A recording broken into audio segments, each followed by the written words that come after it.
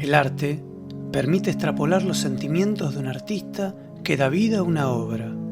Sin embargo, al momento de exponerla, florecen múltiples interpretaciones. Esto se debe a que quien observa exterioriza sus propias emociones y se sumerge en un cosmos ajeno, haciendo suyo lo que tiene ante sus ojos. Cada pincelada sobre el lienzo es el comienzo y el fin de un universo. Un cuerpo divaga por el éter como una tabula rasa hasta encontrar el sitio donde poder germinar.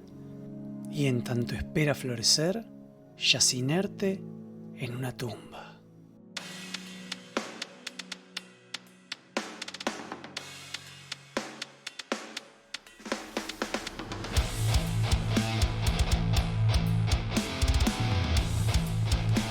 Bienvenidos a Un cadáver en 6 tumbas, un podcast de literatura, música y cine.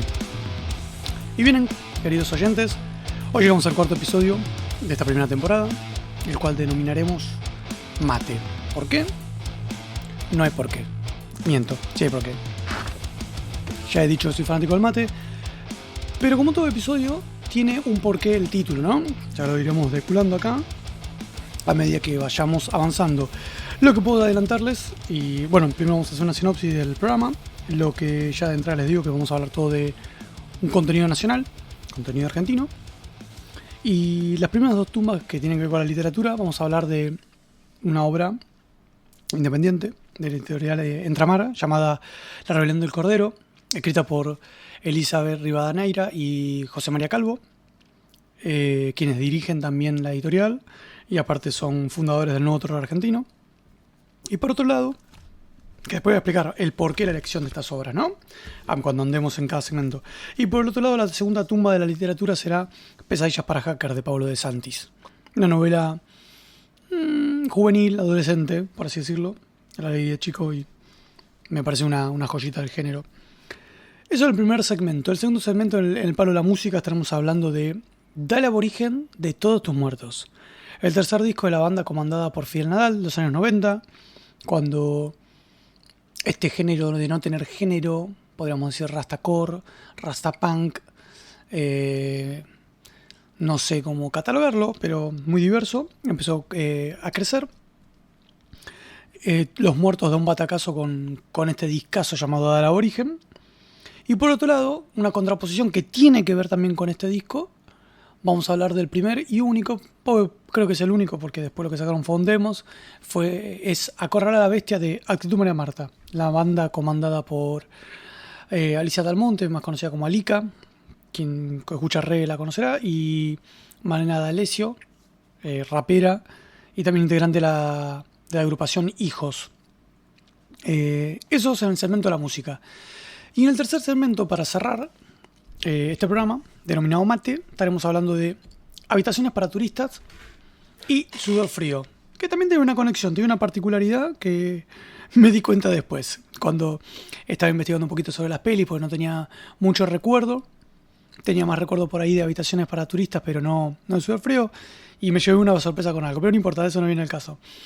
Así que vamos a dar comienzo a este cuarto episodio denominado Mate. Bienvenidos a Un cadáver en 6 tumbas.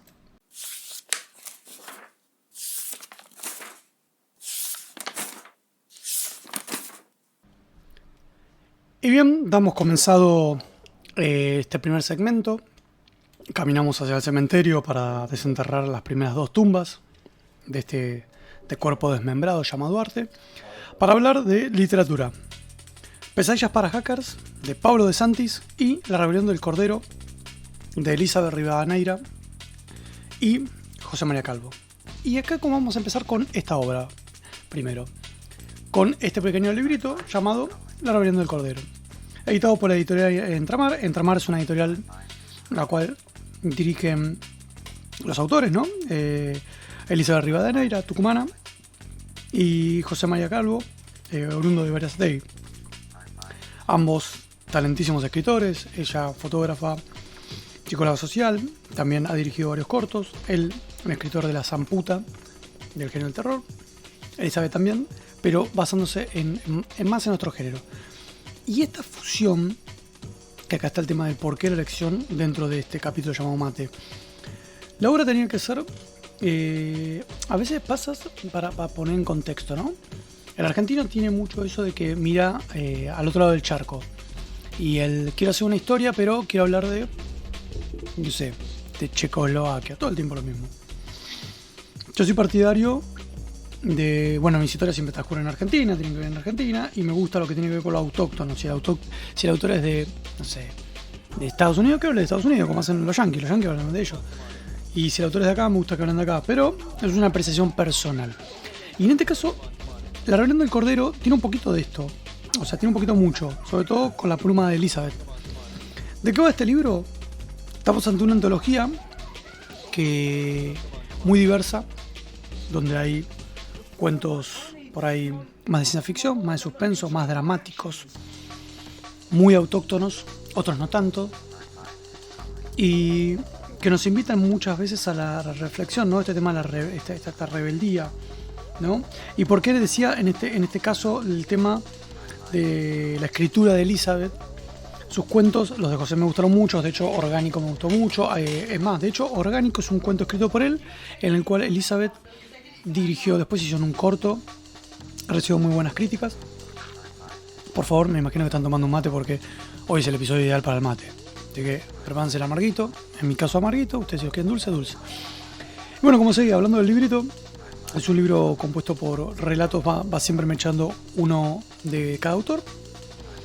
Y me sorprendió el tema de la escritura de Elizabeth, sobre todo. A José ya lo venía leyendo, de sus obras, ya tenía una idea hacia dónde iba. Creo que José es una persona, al ser un estudioso de la filosofía, de la psicología, que tiene tantas cosas para hablar, tanto para decir, que siempre sorprende con su escritura.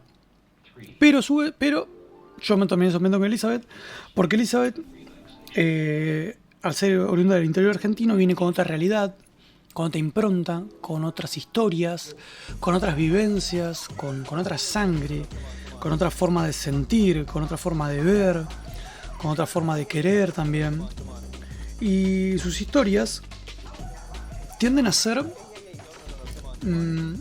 y sobre todo las cosas que he leído después de ella, esto muy de acá, muy terrenales.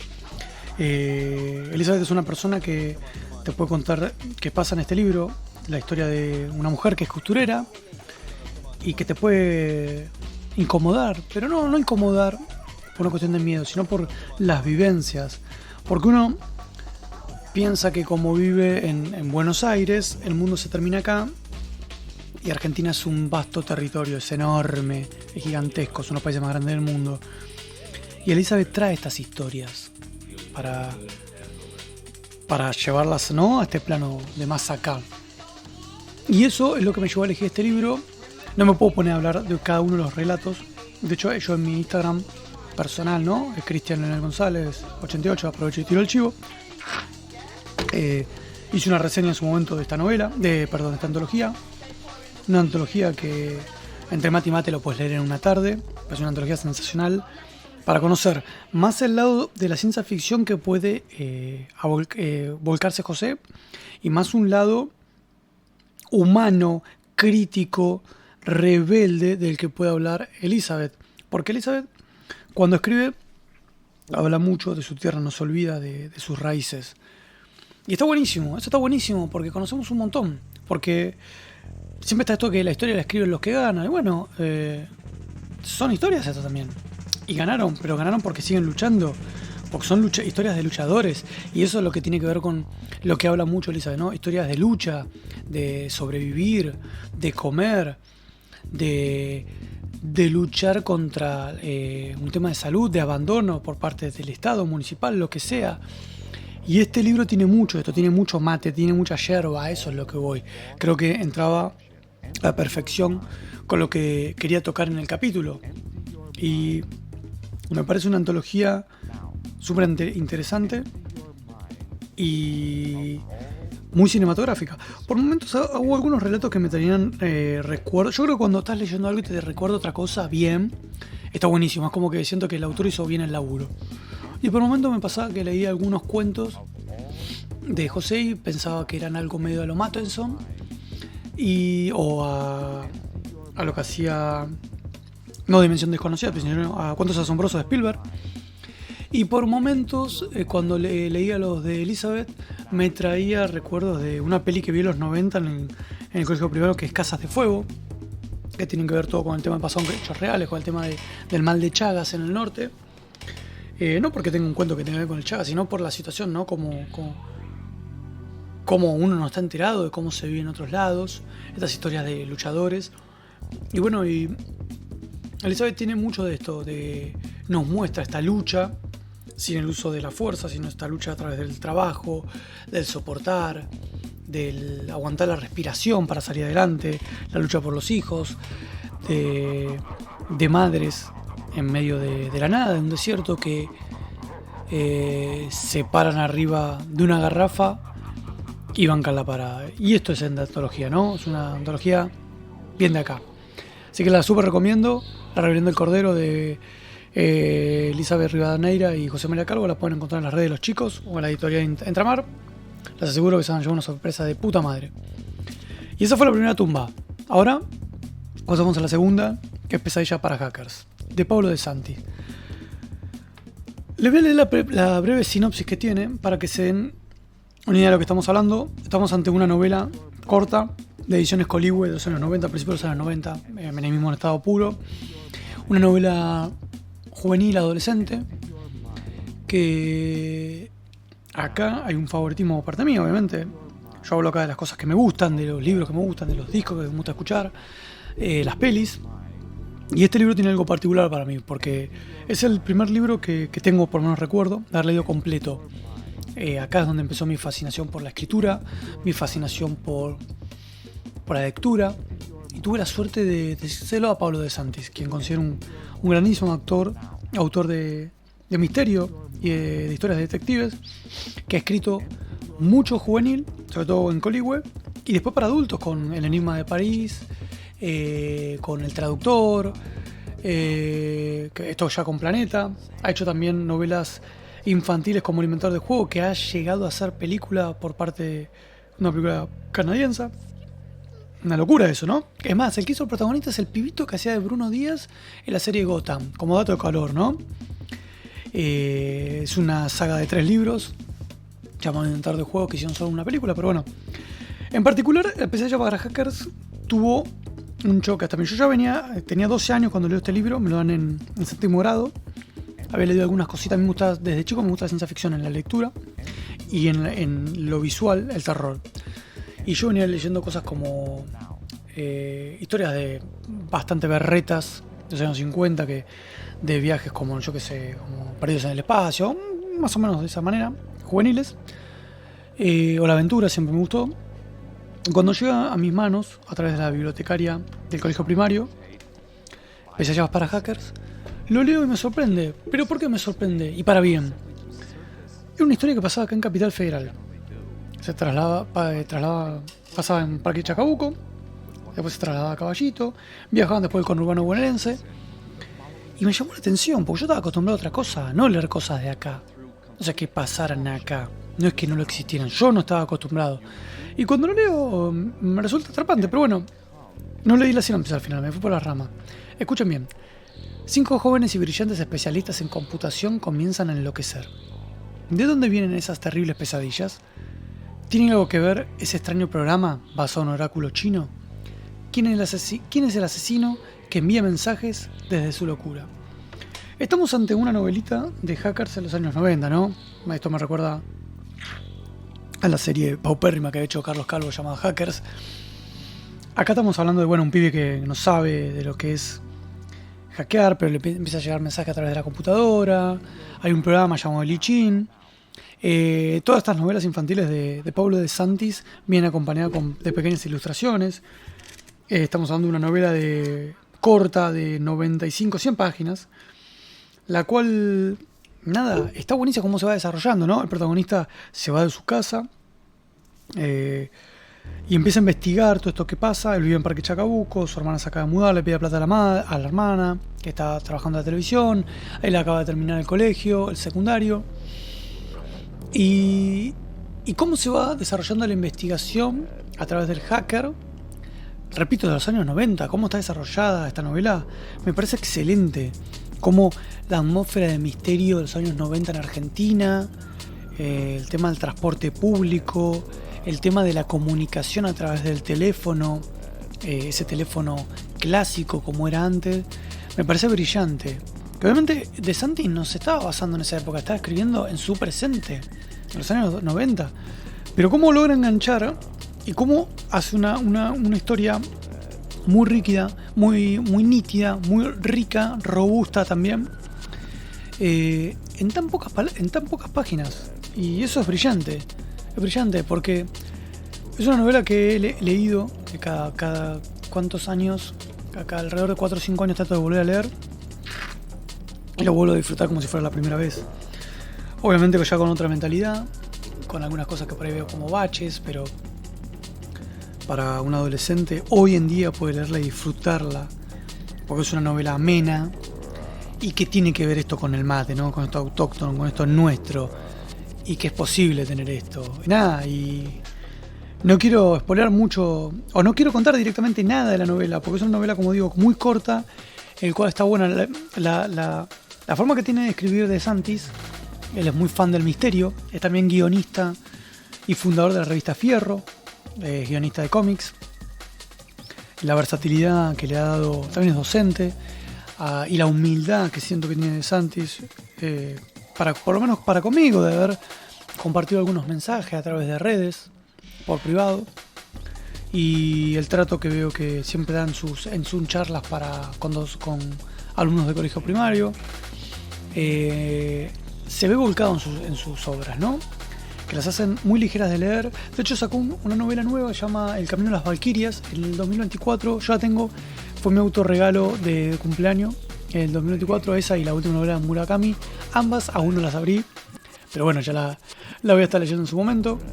Que sí creo que se llama El Camino de las Valquirias, si no me equivoco. La cabalgata de las Valquirias, perdón.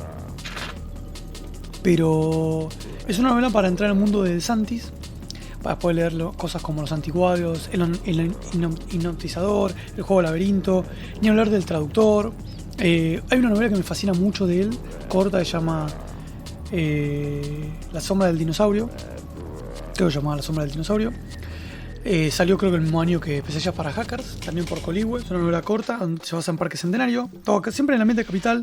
Es un pibe que viaja al sur para buscar al último dinosaurio, un dinosaurio patagónico, y no tienen subsidios, pero bueno, eso es para otra historia.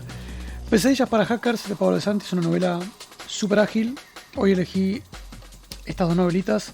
¿Por qué las elegí? Aparte que sean autóctonas y muy argentinas, son novelas para el mate. Son dos libros como La Rebelión del Cordero y Pesadillas para Hackers para tomar con un termomate. No tengo dudas que con 2 termitos de mates es posible leer estos libros, disfrutarlos, volver, en el caso de Pesadillas para Hackers, a una Argentina de los 90. En el caso de La Rebelión del Cordero, viajar a un territorio argentino que es tan vasto, sobre todo con las letras de Elizabeth.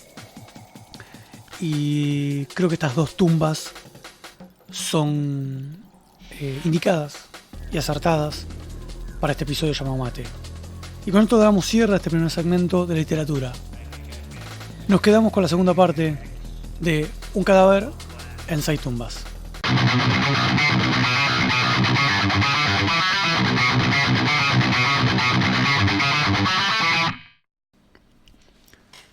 Y bueno, continuamos adelante con Un cadáver en 6 tumbas. Iniciamos este segundo segmento donde desenterraremos las tumbas musicales. Vamos a sacar los trozos de estos cuerpos desmembrados para hablar de 2 discos argentinos. 2 discos argentinos raros. Podría decirse revolucionarios. Bueno, podría ser si marcaban una Argentina de los 90. No sé si enojada, bien en el caso. Sí, en el caso de Acorralar a la Bestia de Actitud. Y no creo tanto en Dale Aborigen, pero ahora vamos a andar. Hoy vamos a hablar de Dale Aborigen de Todos tus muertos y Acorralar a la Bestia de Actitud María Marta. Vamos a empezar con Dale Aborigen, ¿no? ¿Quién es Todos tus muertos? Todos tus muertos nace en los 80. Siempre fue una banda extraña. Su primer disco, Todos tus muertos, tenía muchos temas punk, pero tenía un reggae. Ya el segundo disco es un disco más rockero, que es Nena Hiroshima. Un disco que, bueno, el primer disco tiene el clásico Gente que no, que después fue muy famoso, reaccionado por Los Auténticos Decadentes de los 90. Nena Hiroshima es un disco por ahí más rocker, que sale el tema Andate, si no me equivoco, que sí, Andate, que después fue reversionado en el disco que hoy sí vamos a hablar, que es Dal Aborigen. Dal Aborigen es el tercer disco, Todos tus muertos. Ya es un disco netamente de lo que calculo yo que era lo que buscaba Fidel. Fidel venía de Fidel Nadal, ¿no? Estamos hablando, todo el mundo lo conocerá por International Love y esas cosas. Venían a hacer una gira con Mano Negra, actualmente Manu Chao, pero bueno, con Casa Babylon venía a grabar. Y graban este tercer disco llamado Dal Aborigen. Un disco raro. ¿Por qué raro?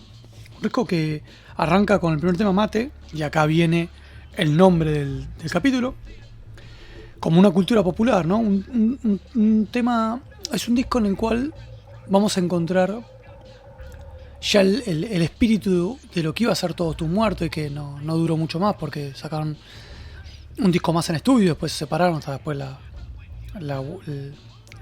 cuando se volvieron a juntar. Este disco, lo que tiene en particular, suman a Pablito Molina en segunda voz y en percusión. Y este disco tenemos reggae, tenemos punk, tenemos temas a los palos, tenemos covers latinoamericanos. Es un disco que ya habla de muchas cosas de Latinoamérica, muchas cosas de Argentina, muchas cosas en joda. Pues también tenía eso, como temas como Scooby-Doo, temas que los tenían para romper las pelotas, como, bueno, Andate es básicamente también como una canción de bronca, pero diciendo todo lo que digo, andate. No puede tomarse para el lado de una pareja, como puede tomarse para el lado de un estado, ¿no? Una revolución que se estaba viviendo en los 90. También tenemos los coros a Manu Chao en este disco, y también a Tito María Marta, que 3 años después sacaría su primer disco, Correr a la Bestia. Pero bueno, acá tenemos un disco que tiene punk, hardcore, reggae, arrancando con un tema como Mate, que empieza con un bajo de Félix, ahí bien afiladito, y un sonido de un disjockey y un rap, después con unas distorsiones. Después seguimos con un tema como Dal Aborigen, que yo me acuerdo cuando lo escuchaba de pibe, no entendía un carajo lo que decían, porque era un tema a los palos mal, a excepción del estribillo, ¿no? Después un tema como Mandela, hablando de esto, ya hablando mucho más de África, el tema de la raza, el tema de la esclavitud, Fidel ya poniéndose más en estos temas. Alerta Guerrillas, Hijo Nuestro, 13, que siempre sentí 13 es un tema que se toma en joda. El Día Más Feliz, un tema, yo creo que el Día Más Feliz, un tema que no desentonarían en su primer disco, que es un tema a los palos de 1 minuto, bien punk, tu alma mía, Delita, que se vuelve un temazo. Levin 5 Bala, Andate, bueno, Torquemada hasta la victoria siempre, Scooby-Doo, que acá es donde aparece a Tito María Marta, y Sé que no, Requebra. Ah, bueno, era Sé que no, es la versión que estaba en Hiroshima. Acá en otra versión, mucho más movidita, y bueno, después creo que salió en alguna edición nueva con algunos remaster, pero no viene al caso. Este es un disco, como digo, extraño para el rock, porque tenemos vientos, tenemos hardcore, no sé si es la palabra, pero sí temas a los palos como El Día Feliz, temas más punky, mucho más punky. Esto creo que tiene que ver un poquito con que Molina y Fidel después fundan Lubumba y ellos sean más del reggae. Hexam, el violero, había tocado los laxantes y en la sobrecarga y era más punk, de la New Age, esta onda post-punk de los 80. Félix venía de otro palo, y entre todos hicieron un quilombito. Y bueno, y acá teníamos a invitados como Rodman, como Manu Chao, como a D'Alessio y a Lika. Y da como resultado un disco excelente. Se termina de cerrar después con el cuarto, no me acuerdo ahora cómo se llama el disco, pero que estuvo descatalogado. Creo que salió en el 98. No me acuerdo bien en este momento cómo se llama el disco, pero creo que era El Camino Real, si no me equivoco, que también es un discazo. Pero Dal Aborigen, creo que les marca un antes y un después, ¿no? Y que después esto va mutando a lo que buscaba Fidel con Pablito Molina cuando fue Malubumba, después cuando Fidel se hace solista, y mismo después Pablito Molina cuando se hace solista. Y cuando se vuelve a juntar Todos tus muertos después en el 2010 más o menos, sin Fidel con Pablito Molina, siguen este camino, ¿no? Esto de hacer este rasta punk, este reggae punk, este rastacore, por así decirlo, y que le abrió el camino a muchísimas bandas en los 90. Y por eso fue un éxito también todo en Latinoamérica, tocando Tu Alma Mía, haciendo algo más mexicano, con temáticas más hablando de Centroamérica. Nada, Dar Origen es un disco de rock argentino a escuchar. Y en contraposición viene a correr a la bestia, que no digo que no sea un disco a escuchar, sino que es un disco distinto, un disco violento, por así decirlo. Es un disco que sale en el 97, es un disco proto-rap donde teníamos a Malena D'Alessio y Alicia Dalmonte, que después se convirtió en Alica haciendo un reggae más hip-hopero. Estas chicas, en unas chicas de 17, 18 años muy enojadas. Malena siendo hija de desaparecido. Los 90 ya se empezaba a mostrar el racismo en los boliches, la situación laboral era un caos, todo lo que sabemos de lo que pasó en los 90. Estas chicas muy enojadas, siendo mujeres en el rap. Que primero el rap súper marginal, ya en Estados Unidos, imagínense en Argentina, y acá en Argentina ni hablar. Y esto tiene el condimento de ser mujeres. Y de fondo tocando una banda de rock que por momentos sonaba pesada. De hecho, el primer tema, Confusión, es pesado. Hijo desapareció, es pesado. Y es un disco raro. Una vez yo escuché hablar, la estaban haciendo una entrevista a Lika, esto era unos 15 años, y le preguntan ¿cómo te sentís con la música que haces ahora cuando antes hacías algo de protesta? Y Alika dice, ¿estás seguro que lo que antes hacía era de protesta y lo de ahora no? Y es verdad, yo creo que Alika siguió hablando del tema de la cultura Rastafari, todos los pueblos africanos, todo lo que tiene con Etiopía, con Zion, con el tema de levantarse y pelear. Y a correr a la bestia, yo creo que es un disco más enojado. Es un disco de crítica, pero no todo. Tiene cosas que por ahí las chicas no estarían muy de acuerdo, ¿no? Como temas como Rudy, que habla de un puto. Me imagino que Malena D'Alessio no estaría muy de acuerdo con esta canción. O mismo con la Angelita, que habla de una puta. O mismo el funk del Antiplano, que habla en algún punto en forma media despectiva del Altiplano. Y pues es un disco más de enojo que de ¿cómo es esto? No de críticas, sino de combate. Creo que es un disco de enojo, ¿no? Confusión lo demuestra, arrancada con peleando, hablando en contra de Menem, hablando de las nuevas modas que se ponen remeras del Che Guevara sin saber quién es el Che Guevara, que hoy en día sigue pasando eso hoy en día, en los tiempos que corren. Después esto queda en evidencia con canciones como Disconforme, una canción muy violenta que canta el bajista, diciendo que está disconforme de la concha de la mina, disconforme de su pija, disconforme de la falopa, disconforme de todo. O sea, estamos hablando de chicos, obviamente no se los puede jugar. Adolescentes en los 90 estaban hablando de lo que sabían, con la poca información que tenían sobre el rap, rapeando a su manera, con una distorsión muy grave, pesada. Y es un disco más de bardo. A excepción de Hijo Desaparecido, que creo que haciendo corriéndolo un poquito, ¿no? Hijo Desaparecido es una canción de 6 minutos recontra ultra violenta. Es un disco muy violento. Y este disco es muy violento. Y este tema es más violento aún. Porque Malena D'Alessio y Alika se hicieron famosas con la actitud por ser las chicas mal habladas, las raperas mal habladas. Puteando a diestra y siniestra, chupándoles un huevo lo que decían. Para que sea una idea, yo tengo el disco original, que creo que está descatalogado. Cuando levantás el CD, abajo hay una foto de los 3 dictadores el último proceso de reorganización nacional. Y arriba de la imagen de Altieri, Maceras y Videla hay un sorete. Le clavaban un sorete las minas arriba. Las minas estaban enojadas, realmente muy enojadas. Tenían por qué. Venía el indulto del menemismo y todo lo que estaba pasando con la crisis económica en Argentina. Y bueno, todos pasamos por la etapa de la adolescencia, ¿no? Y queda reflejada también en una canción como Estado Resignado, que una parte que dice, si no me equivoco, escupo y vomito sobre tu cara resignada. Y yo me acuerdo de adolescente escuchar estos dos discos junto a discos de Hermética y de Malón y sentirme muy identificado con Dal Aborigen, con esta cuestión de gustarme diversas cosas y no saber cómo llevarlas a cabo, porque siempre estaba quien te señalaba con el dedo si te gustaba el ska y el heavy metal. Y con Acorralar a la Bestia por el tema de la violencia, ¿no? Esta bronca comprimida adentro que tenés ganas de putear. Y crecí con esto, ¿no? Esto del mate. Por eso mi escritura y mi forma de ser es de esta manera. Parece a lo Ricardo. Prefiero decir chupame la pija al venderte humo y decir palabras lindas.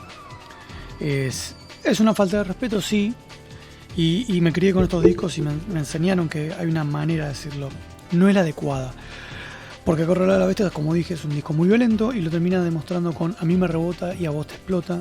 El último tema del disco, en el cual hablan de los boliches como La France, como Bid One, El Cielo, creo que ya muchos no existen más.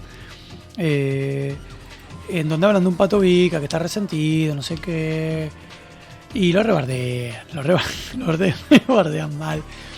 Y nada, creo que es un disco distinto, ¿no? Obviamente es un disco no tan escuchable como sí lo es Dal Aborigen. Dal Aborigen tiene reggaes, tiene punks, tiene canciones también de protesta. Y en el caso de Acorralar a la Bestia, tiene mucha violencia, mucha carga, mucho contenido social. Es como un disco anarquista con distorsión grave, lento y con rap. Como le pegas a tu abuela y a tu... Así de esa manera. En donde justamente ahora las chicas se acaban de juntar, Malena D'Alessio y Alika, y tocaban en vivo hace poco en Group. Y ellas mismas dijeron, yo le escuché una nota que decían que les costó volver a cantar estas canciones porque ya no se rapea de esta manera. Estamos hablando de los años 90, ellas eran muy jóvenes, bueno, ellas tuvieron un recorrido más de 25 años, son mujeres experimentadas, viajadas por el mundo, muy conocidas ambas, en el plano del rap y del reggae, sobre todo Alika. Y nada, ellas fueron dejando un poquito atrás este disco, ¿no? Este disco violento.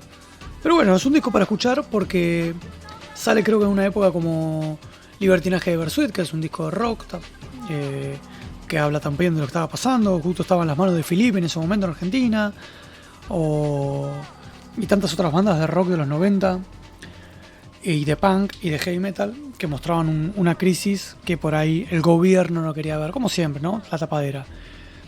Y con esto le damos cierre a este segundo segmento de música. Hemos desenterrado dos tumbitas, Dal Aborigen de Todos tus muertos, discazo de rock variado de los 90, y Acorralar a la Bestia, un disco hip hop, rap, incatalogable, pero un disco violento en sí, de Tetu María Marta, del año 96-97. Disco recomendable, por ahí es, como dije, más escuchable Dal Aborigen que Acorralar a la Bestia, pero bueno, creo que escuchar estos discos, como las bandas de hardcore que eran mucho más under que estas dos bandas, nos enseñan otra mirada de la que hubo en esa época, ¿no? Porque también son como manuales de historia, era la mirada de ese momento de estos muchachos, como fue la mirada de B8 en los 80, o de Hermética en los 90, o de 2 minutos a principios de los 90 con el tema con Valentina Alsina, de todo ese éxito que tuvieron. Y está bueno tener estas miradas, nos ayudan a construir, a armar este monstruo de lo que es parte nuestra, ¿no? De lo que es el mate, de lo que es nuestra yerba mate, de lo que es Argentina. Y creo que por eso había que traerlos acá, ¿no? Porque Acorralar a la Bestia, como es un disco violento, habla mucho de la última guerra, de Malvinas, del último golpe de Estado, habla de la crisis, habla del momento, cómo se veía la homosexualidad en ese momento, de la disconformidad de los adolescentes. Y Dal Aborigen hace lo mismo también. Entonces la mirada de cómo se veía en ese momento y no con el diario del lunes, sino como lo estaban viendo ahí en vivo y en directo. Y con esto pasamos ya al último segmento de Un cadáver en 6 tumbas. Quédense ahí.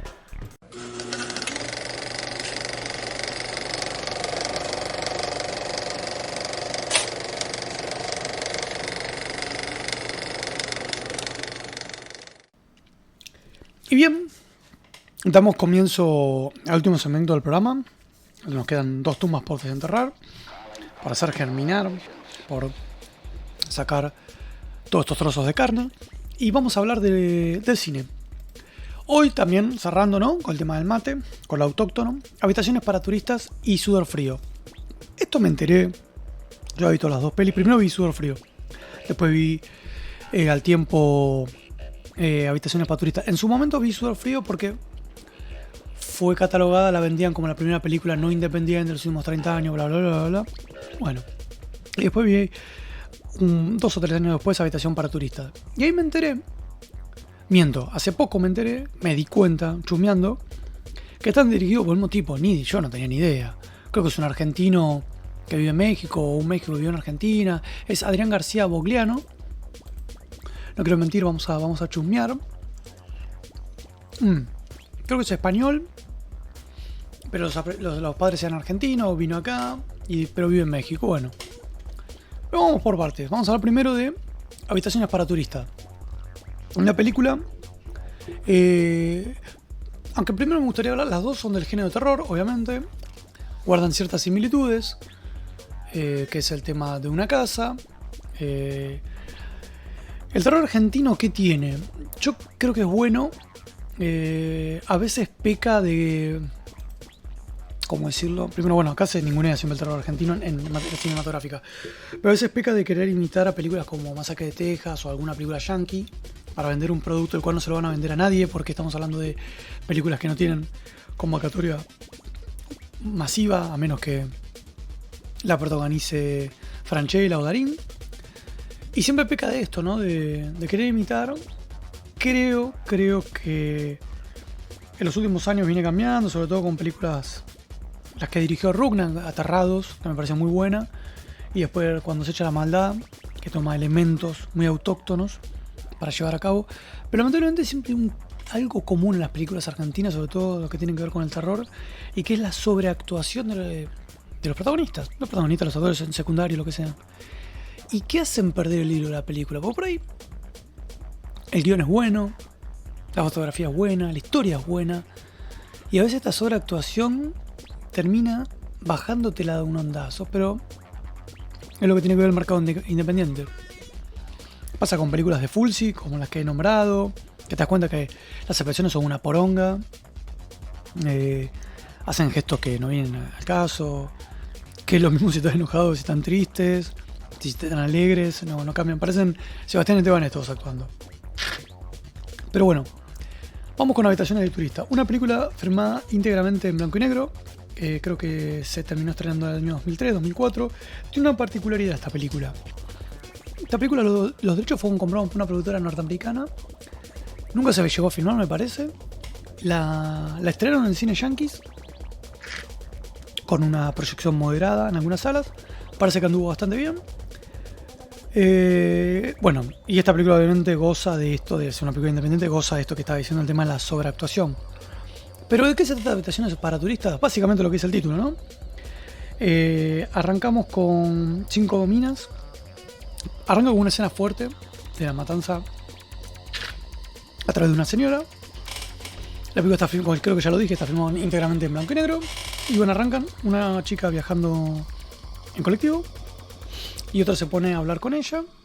Y ya bueno, resulta que una va en un pueblo llamado Trinidad, resulta que la otra también, que pum que pam. Y bueno, se bajan en un pueblito, una estación de servicio, un YPF, en el cual, bueno, ahí tenían que tomar el tren a Trinidad. Se bajan 5 minas. Y acá tenemos ya obviamente todos los clichés, que son los clásicos de las películas clase B, sobre todo a principios del 2000 o finales de los 90. Tenemos la gótica, que viene a ser la chica más rebelde. Tenemos la que viene a ser la linda, que se la cree mucho y es una pelotuda. Tenemos la nerd. Tenemos la pibita con algunos problemas, que acá la verdad que la actuación es paupérrima, pero bueno, que la mayoría de las veces termina siendo la final girl. Y después tenemos otra que por ahí es la más neutral. Bueno, estas chicas se bajan y estamos, bueno, ante una película barata, ¿no? Clase B, bajo presupuesto. Preguntan por el tren. Cuestión que todas iban a Trinidad. Dicen, bueno, el trencito sale por acá, que pum que pam, van al tren. El tren ya se fue. Y hasta el otro día no va a haber otro. Y justo viene un chanta y les ofrece alquilarle una habitación. Porque ellos les alquila siempre, todo el encargado ahí de la estación de tren. Le dice, no, este muchacho que tiene una casa, la más grande del pueblo. Lo peor de todo cuando vamos mostrando escenas del pueblo, yo no sé si es La Plata, Berizo, donde está filmado. No, es una ciudad bastante grandecita, no era un pueblecito de mierda. Te lo venden como que es un pueblo muy chiquito, pero nada que ver. Hablan todo el tiempo de una iglesia, con una misa, hay como todo esto, el par de sufrir, medio secta. Bueno, y el tipo les ofrece, les dice, tengo una casa muy grande, nosotros alquilamos a los pocos turistas que vienen acá, como no hay hoteles, les alquilamos habitaciones, así que pueden venir, vivo con mi hermano, no hay ningún problema. ¿Y qué hacen estas minas? Aceptan. O sea, flaca, dale. Entiendo, vamos a hacer una película de ficción, todo lo que quiera, pero ni siquiera las películas, las historias de Laimon son tan truchinguis. Yo no voy a quedarme en medio de la nada y me voy a ir a ranchar a la casa de alguien. Y con minas que no conozco, no, papito, me voy a un hotel. ¿Qué crees? Me quedo durmiendo en el tren. Pero bueno, si hubiese pasado eso, ya dirigida por tal, pum, termina la peli. Pero bueno, acá arranca Habitaciones para Turistas. Obviamente estas chicas van, se esconden plata, que pum, que pam. Bueno, toda la película se desarrolla en esta casa, después de cenar, y donde se empiezan a dar ciertos crímenes.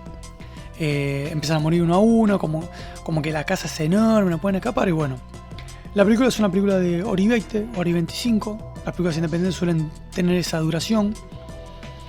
La violencia está bien, tiene un par de efectos medio chotos en una parte de una situación, pero se va desarrollando estos personajes, ¿no? La gótica con su rebeldía, tienen en una época en la cual no se termina de definir si hablan con berretines o no hablan con berretines, cosas que se hacía Pixar y Rafa y es un lustro atrás. Acá por momento hablan de tú, por momento dicen puto. Hay una escena muy graciosa que la gótica le dice vení puto, vení, y dicen pelotudo, pero después dicen aquí, y es como que no me termina de cuadrar a onda, dale la concha de tu madre, ¿me hablas en voceo o de tú? Yo qué sé. Tal vez había pensado en ese momento para vender al mercado de México la película, no lo sé. Sé que obviamente en festivales independientes les fue bien la peli. Como dije, se vendió los derechos para hacerla por una productora yankee que creo que quedó de la nada. Y bueno, las matanzas siguen hasta que termina la película. No quiero contar. ¿Por qué no quiero contar? Es una película que se encuentra... No, me parece que se encuentra para ver en YouTube o en algunos otros lugares. Es muy fácil acceso. Y esta peli guarda similitudes. Ojo, respeto la idea, me gusta cómo se desarrolla la peli, la violencia que tratan de darle, la sobreactuación, sobre todo de las 5 pibas, muy sobreactuado, que te das cuenta que es muy trucho. Pero la peli hace lo que puede con los recursos que tiene, y en una época donde salíamos del 2001, todo el quilombo que teníamos. Pero bueno, esta peli después guarda ciertas similitudes con Sudor Frío, que después cuando me entero que es el nuevo director. Sudor Frío sale, creo que 7-8 años después. ¿Y cuáles son las similitudes? Que se basa en una casa también, pero acá es distinto.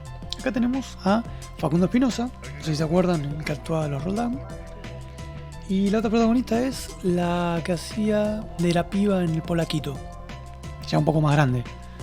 Que después me enteré, buscando la mina esta, que era brasilera. La verdad que no sabía que era... Yo pensé que era argentina, pero bueno, seguramente nació en Brasil y se vio como Juan D'Artegui, a los 15 minutos se vio en Argentina. Como el Pipo Wayne, que es francés, más trucho. Y bueno, Sudor Frío. ¿Qué es Sudor Frío? La vendieron obviamente como la primera película de terror hecha por una productora, más de 30 años. La película arranca bien. También creo que se filmó, me parece que por La Plata, por esa zona. Bueno, arranca que está Facundo Espinosa con la minita esta del Polaquito. Están con una notebook y con un chat bastante choto. Estamos hablando de justo del boom del Facebook. Estamos hablando del año 2010, ahí celulares con apenitas de internet. Está bien, se entiende lo que quería mostrar. ¿Qué hacen? Están buscando, la novia de Facundo Espinosa se pegó el buque. De la noche a la mañana se fue y le manda un mail. No me busqué, papito, estoy saliendo con tal.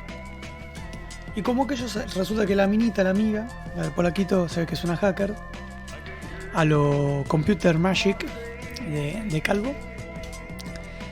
Y rastrea no sé qué. Y bueno, ella se pone a hablar también por chat. Y termina chateando con la misma persona que supuestamente se había ido la novia de Facundo Espinosa. Y rastrean todo hasta una casa. Bueno, que pum que pan, la minita arregla una cita. Cuando entran, la secuestran. ¿Qué pasa? Dentro de esta casa viven dos tipos que habían estado en la AAA.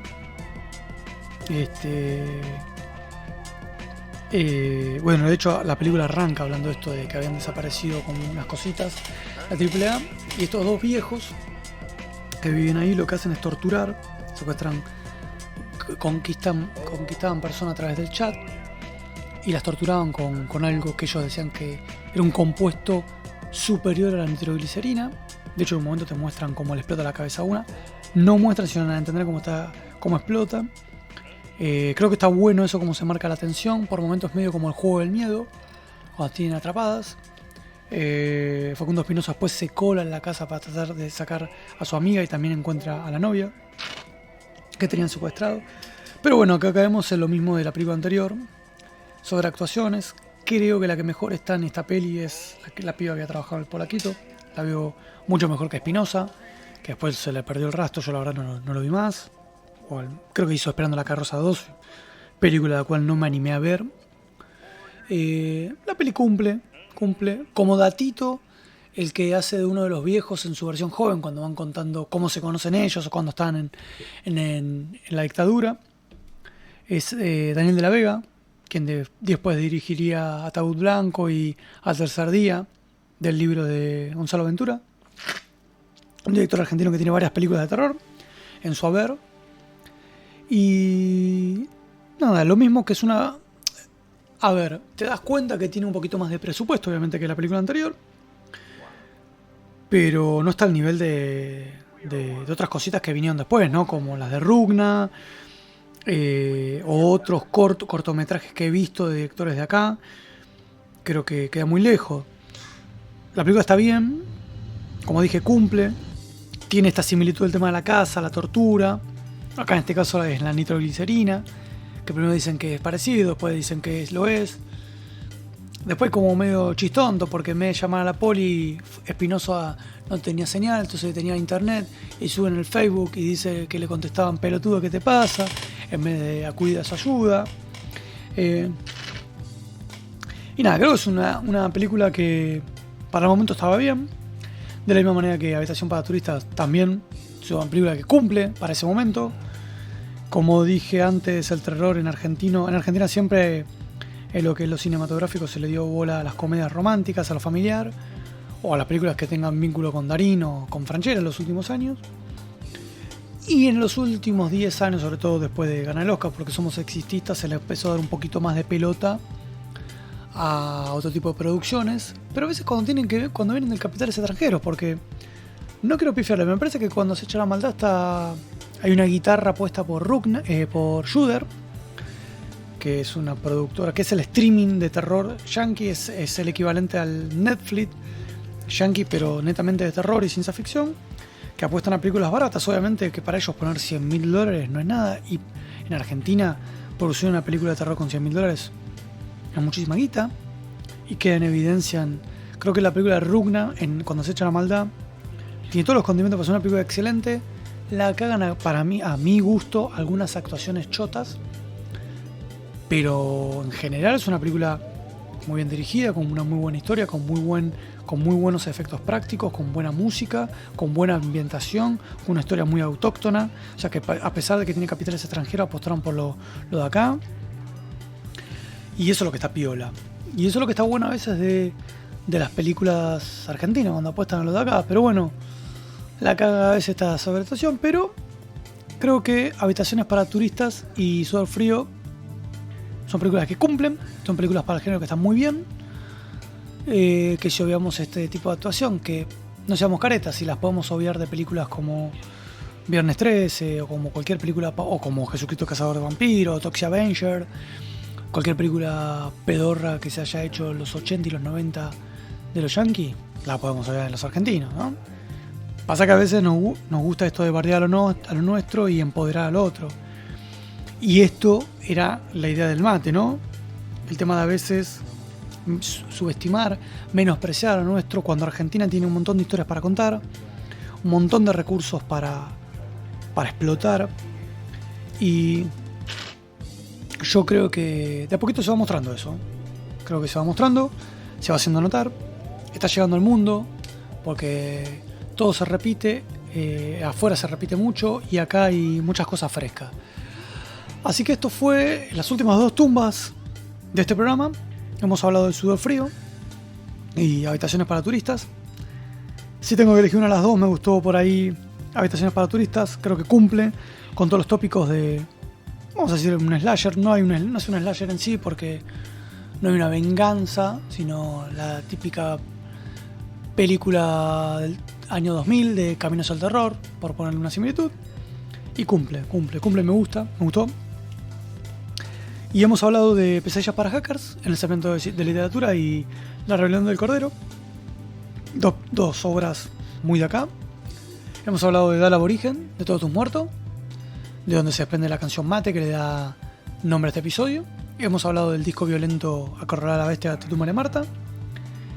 Y acá, como dije, de Sudor frío y Habitaciones para turistas. Espero que estas tumbas que hemos desenterrado les hayan gustado. Y nos vemos en el próximo episodio de Un cadáver en 6 tumbas. Muchas gracias, amigos, por escucharnos.